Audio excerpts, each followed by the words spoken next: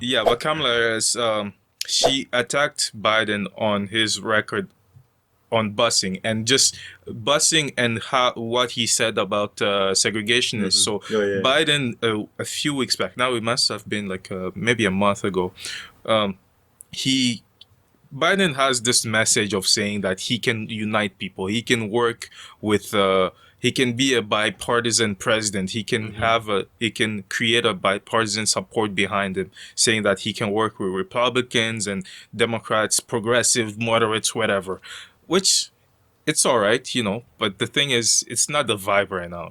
People want someone who has bold ideas and not just the status quo person, especially given how the Obama presidency didn't work out as progressive when progressives would have liked it and were envisioning it to work out in 2008. So, yeah, so she came out and said, first of all, you said that these segregationists, I think he said that they were fine people, or no, not fine people. He said he worked with them, or they were never mean to him, or something like that. And Kamala was like, but I also believe, and it's personal, and I was actually it was hurtful to hear you talk about the reputations of two United States senators who built their reputations and career on the segregation of race in this country. What the hell? If these guys had their way, I would never have been able to become a senator,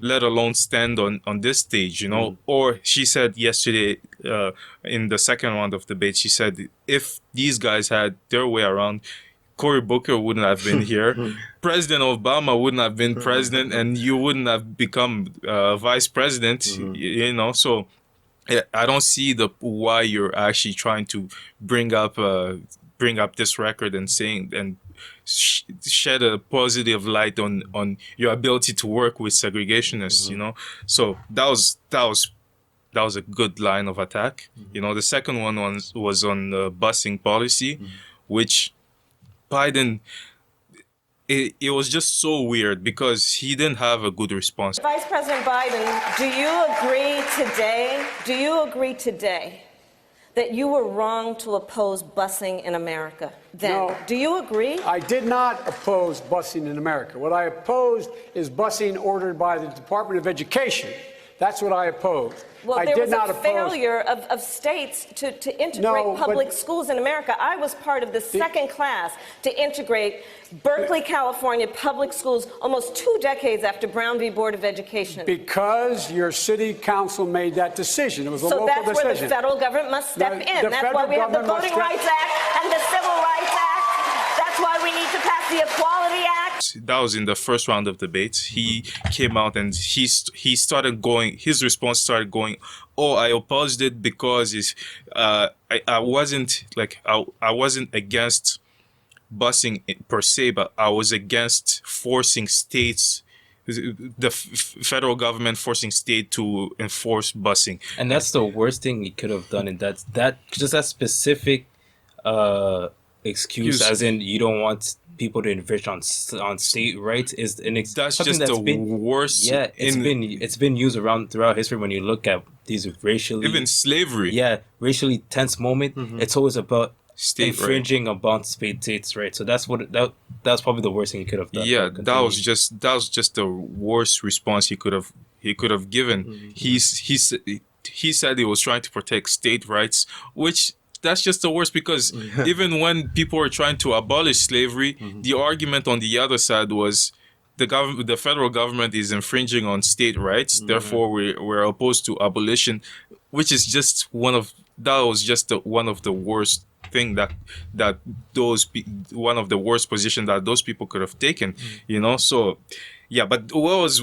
funny and weirdly funny is that he was trying to explain himself, and then in mid-sentence he said, "My time is up." Yeah. And then just stopped talking. Like it was just so weird for me, because before that moment the moderators let him just go and talk however long he wanted to talk, So yeah, what happened after that debate is that he lost 10 percentage point in his polling. So Kamala just Kamala shot up. Yeah, she just knocked out 10 points out of Biden's polling, and Kamala basically gained that 10 points. That's how she actually emerged to the top tier candidates. And we talked about how I was always saying how having your best moment early on to the campaign is also, it's a blessing, but it's also a curse, because you open up yourself to attacks from other people, and that's what we saw from Kamala Harris in round 2 of debates. This is what I was waiting for, Joe Biden to really attack her on the second round of debates, but an unlikely, out of nowhere, from out of left field, Tulsi Gabbard comes and attacks Kamala Harris on things that are legitimate. I want to bring the conversation back to the broken criminal justice system that is disproportionately negatively impacting Black and brown people all across this country today. Now, Senator Harris says she's proud of her record as a prosecutor and that she'll be a prosecutor president, but I'm deeply concerned about this record. There are too many examples to cite, but she put over 1,500 people in jail for marijuana violations and then laughed about it when she was asked if she ever smoked marijuana. She blocked evidence. She blocked evidence that would have freed an innocent man from death row until the courts forced her to do so. She kept people in prison beyond their sentences to use them as cheap labor for the state of California. And she fought to keep cash bail system in place that impacts poor people in the worst kind of way. Because these are very valid attacks, and I was waiting for Joe Biden to do that, but Tulsi Gabbard already did that job for him, and I was like, man, that is impressive. Because not only does Joe Biden come out of that looking like a fresh rose, but also it helps him politically, because he's not the one that he's not doing it. He's not the one that attacked her, so he can still keep that Uncle Joe look like, hey, I'm trying to get the country back together, you know, I'm not being mean to anybody, but they're being mean to me. And one thing America loves the most is the underdog story, quote unquote. Because during that debate, round 2, what we saw is everybody attacking Joe Biden, coming out of anywhere. And people love to see when that character is down and everybody's attacking him, he rises up and takes everybody down. And that's the thing that we saw about Joe Biden. Have we transitioned about talking a bit about his record? We saw that a lot in the second round of debates. The first round was somewhat, it lacked that Joe Biden fervor, that charisma that we looked at him for. Like, I look at him as a guy that no matter what happens, he's even keel. He's never really stressing.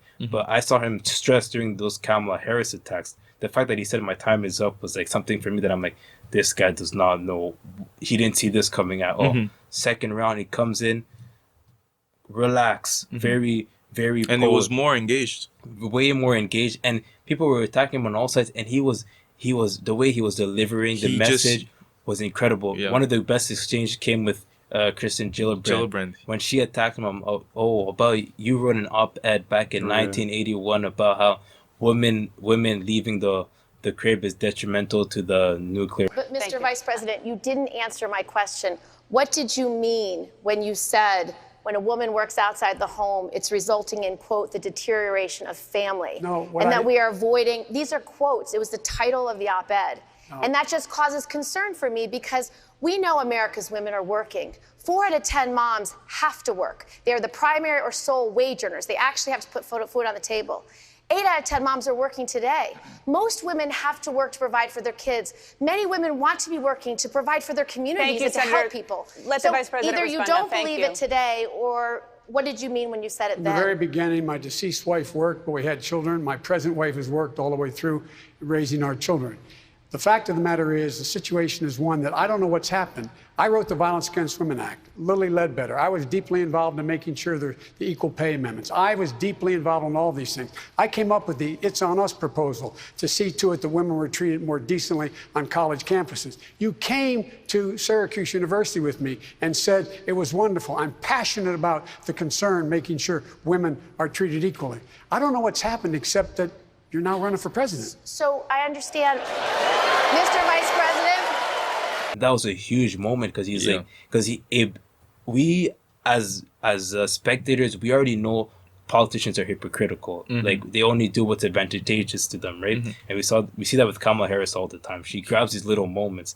But during that moment, Joe Biden exposes Kristen Gillibrand. And Kristen Gillibrand is by no means going to make it far in this race. He's probably done after the second round. But the fact that he did that, it already shows off. I don't even have to try. I already knocked you out of the park. And that's a big issue to reclaim the narrative over, like the women's issues issue, you know. So just showing because the thing is, Kristen Gillibrand is running a campaign as I'm this working mother. I'm a feminist. I'm a women's right advocate. You know. So the idea that she attacked Joe and Joe was actually able to fight back and say, hold on, I'm actually a women's right advocate. I have a good record. You supported me before this. And which makes it so that like Gillibrand's credibility on women's issues is actually playing in favor of Joe Biden, you know? So and